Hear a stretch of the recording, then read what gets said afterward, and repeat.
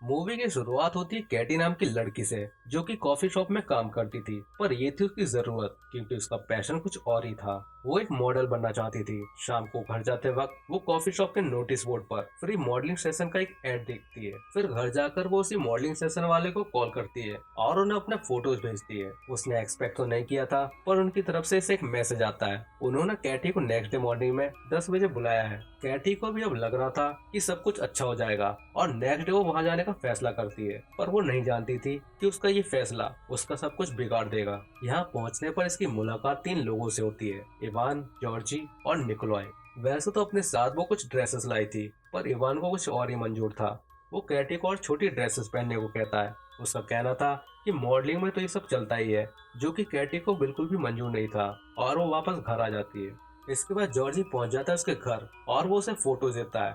Katie मना कर देती है, और जॉर्जी के बार बार इंसिस्ट करने पर वो उसे रख लेती है और डोर को क्लोज कर देती है। रात को कैटी अपने घर का वेस्ट फेंकने के लिए बाहर जाती है और वापस आकर अपने बेड पर लेट जाती है। उसने दरवाजे को अच्छे से लॉक किया था ताकि कोई स्ट्रेंजर अंदर ना घुसे, पर इन सब का कोई फायदा नहीं हुआ, क्योंकि हम देखते हैं वहाँ जॉर्जी को। अब सवाल ये है कि अंदर घुसे कैसे। जी हाँ, बिल्कुल सही, वो अंदर घुसा जब कैटी बाहर गई थी वेस्ट फेंकने के लिए। अब यहाँ जॉर्जी कैटी के साथ जबरदस्ती कर रहा था। वो उसे तब तक मारता है जब तक कि वो बेहोश नहीं हो गई। इसके बाद वो उसके हाथ पांव बांध देता है। तभी कैटी का पड़ोसी यहाँ आ जाता है, पर जॉर्जी उसके पेट में स्टेप करके उसे मार देता है। अब वो डोर को लॉक करता है और कैटी का करता है बुरी तरह से रेप। थोड़ी देर बाद जब वो ठंडा हुआ तो उसे एहसास होता है कि उससे बहुत बड़ी गलती हो गई, ठीक वैसे ही जैसा आपको रात में हिलाने के बाद फील होता है। खैर, अब पछताने से यहाँ कुछ नहीं होगा, ऐसा वो समझाता है खुद को, और अपने भाई इवान और निकोलाई को बुला लेता है। वो यहाँ से जॉर्जी के फिंगरप्रिंट मिटा देते हैं और जिस नाइफ से कैटी के पड़ोसी को मारा गया था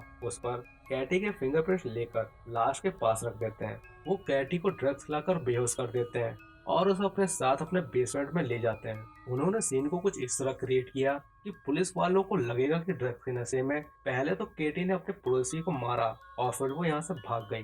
बेसमेंट में जब कैटी की आँख खुलती है तो इवान उसका रेप कर रहा था। उन्होंने कैटी को बुरी तरह से बांध कर रखा था।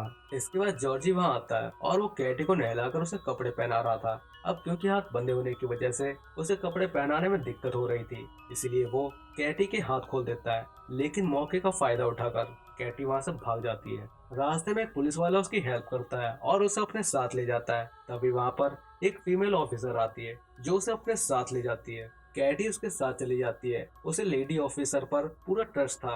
वो ऑफिसर कैटी को अमेरिकन एम्बेसी से पहले अपने घर ले जाना चाहती थी, जिस पर कैटी को कोई एतराज नहीं था। वो उसके साथ घर जाने को तैयार थी, और यही वो चीज है जो कि इसे नहीं करना चाहिए था। दरअसल वो लेडी ऑफिसर और कोई नहीं बल्कि जॉर्जी की माँ थी, और इवान की सौतेली माँ। कैटी सब कुछ समझ जाती है, पर अब हो चुकी थी काफी देर। वो इसे दोबारा से बंदी बना लेते हैं। कैटी बहुत रो रही थी। तभी वहाँ आ जाता है इवान का बाप। वो कैटी के मुंह में स्टर्गन लगा के उसे शॉक दे रहा था। उसके कमीनेपन का अंदाजा आप ऐसे लगा सकते हैं कि वो उसके प्राइवेट पार्ट पर भी स्टर्गन लगा के उसे शॉक देता है। इसके बाद वो उसका बुरी तरह से रेप करता है। कैटी की हालत इतनी खराब थी कि वो कभी भी मर सकती है। बची कुछ कसर पूरी करने आ गया था इवान वहाँ पर। वो उसे लात घुसों से पीट पीट कर अधमरा कर देता है।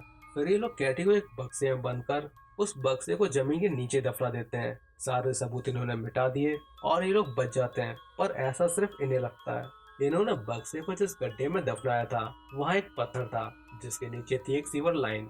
पत्थर के खिसकने से कैटी बॉक्स के साथ सीवर लाइन में गिर जाती है। इतना सब होने के बावजूद भी वो हार नहीं मानती। उसके सरवाइव करने की हिम्मत उसे जैसे तैसे उस सीवर लाइन से बाहर एक चर्च में ले आती है।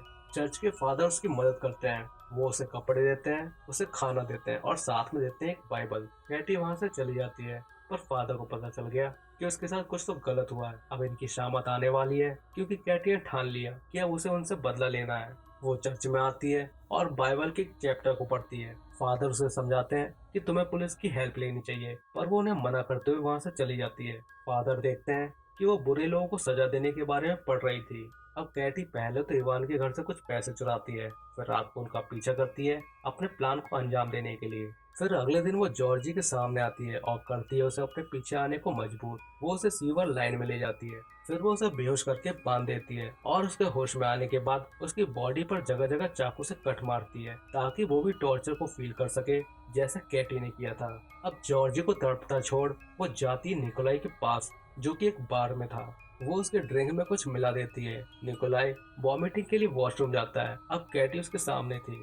थोड़ी फाइट के बाद कैटी उसके सर को एक गंदे से कमोड में घुसा देती है। कुछ इस तरह दम घुटने से इसको मिली एक बदबूदार मौत। अब बारी थी इवान के डैड की, जो चर्च में जाकर खुद को एक सभ्य इंसान दिखा रहा था। ये कितना अच्छा इंसान है ये तो आप भी जानते हैं। यहाँ कैटी को देखने के बाद वो इसका पीछा करता है और फंस जाता है कैटी के जाल में। वो उसे बेहोश करती है पत्थर मारकर। वो उसके कपड़े उतार कर बांध देती है लोहे के एक बेड पर।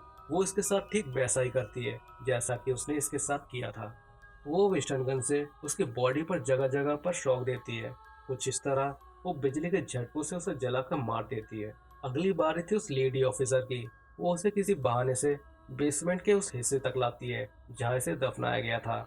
अब पहले तो वो इसे थप्पड़ मारकर गड्ढे में गिराती है, फिर उसी बॉक्स में उसे बंद करती है। लेकिन इससे पहले वो उसे दिखाती है उसके बेटे की हालत। फाइनली यहाँ आता है इवान, जो आसपास के बिखरे सामान को देखकर सब कुछ समझ जाता है। वो उस गड्ढे से होते हुए सीवर लाइन तक पहुंच जाता है। यहाँ वो जॉर्जी को ऐसी हालत में देखकर उसे बचाने के लिए उसकी तरफ बढ़ता है।